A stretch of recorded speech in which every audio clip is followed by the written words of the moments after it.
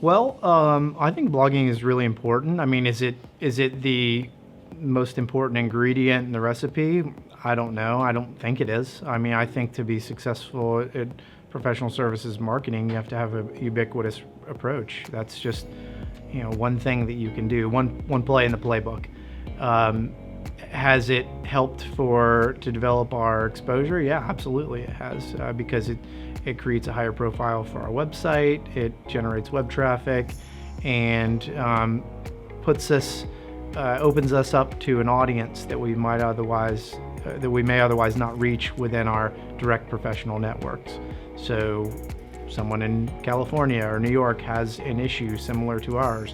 Well, we don't know that person. We're never going to meet that person likely, but they are able to Google that issue, figure out that, wow, these folks really know what they're talking about. Before we know it, we've converted it to an engagement. I mean, there's blog posts where I can point to one blog post where if I had to track it back, and we do track back where what we write about and how we genocize the engagement, I would say I've made several $100,000 of fees off of one specific blog post. Wow, that's great. And that's just one of the thousands that we've written in the past 9 years. A longtime friend who is an in-house lawyer who used to be in private practice. I've known him for many years. We played in sports leagues together, so we're in a fantasy football league together, and I've known him from the community. We're involved in all sorts of different trades, from the bar association.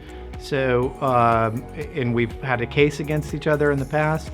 Well, until he realized when he came up upon an issue in his work is part of one of his job responsibilities, and he was just jumped on the internet to do some basic research, and lo and behold, the first article that came up was a blog post that I wrote back in 2012 on the issue. And he had no idea that I had specialized knowledge on this. Next thing he knows, next thing I know, he calls me. We talk about the issue. I didn't know he'd read my blog post.